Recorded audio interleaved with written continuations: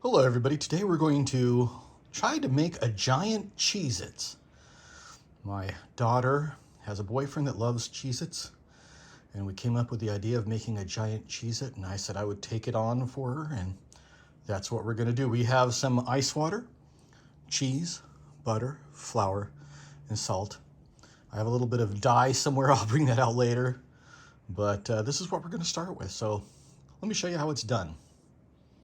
The first thing we're going to do is add all of our dry ingredients into the mixer.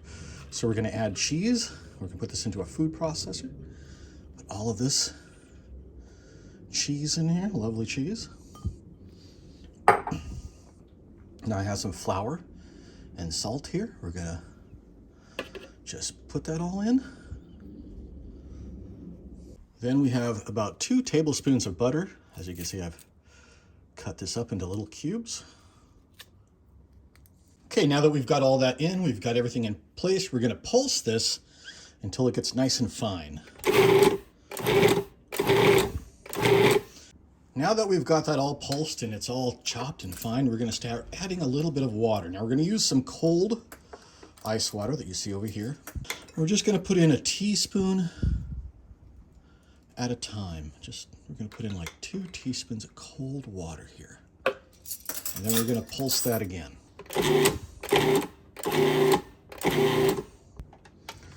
Gonna add a little bit more water. 1 more teaspoon, I think. This cold water. Look how that's starting to come together.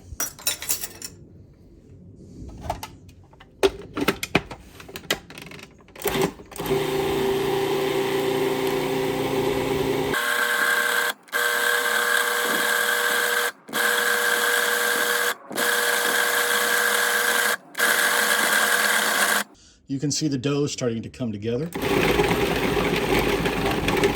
we go. And that's when we know we're done. Here we have our little bit of dough here. That's what we're gonna use. We're gonna make sure that this is nice and congruent all together.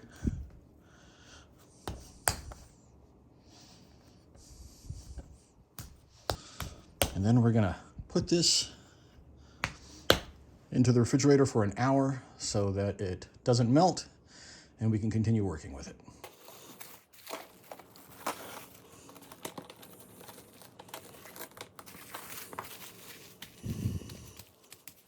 Okay, I took this out at about 30 minutes to add the dye because I forgot to do it earlier and then I forgot to film it. So basically what I did is I added a few drops of dye, mixed it in like this, and got it to turn orange. I should have done this earlier when I was putting all the ingredients together, but I forgot. So, nice orange ball. I'm gonna take this, wrap it up again. We're gonna leave it in there for another 30 minutes or so. Let it get nice and cold. Okay, I very lightly floured my surface here, very, very lightly, because you don't want to really get any flour on this, at least not much. I'm gonna move this stuff over. We're gonna take this that we've just taken out of the refrigerator, and we're gonna flatten this out to about 1/8 of an inch thick. And we're just gonna work that out. Now that we've got it cut into about 1/8 of an inch thick, we're gonna make it into a square.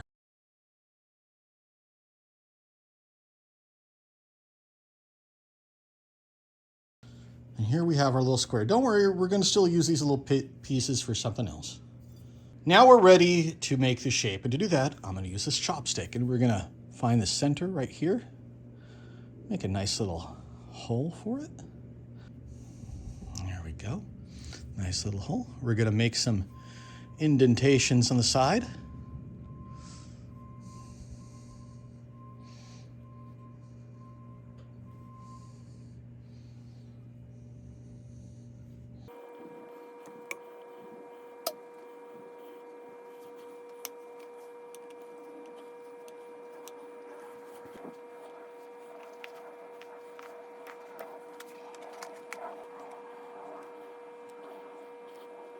And there we have the shape. Now we're going to pick this up and we're going to put it on the baking sheet. Now, as you can see, I have it on the baking sheet. I've also made a little one with the extra that I have. Now we're going to put that in the oven at 375 for 16 minutes.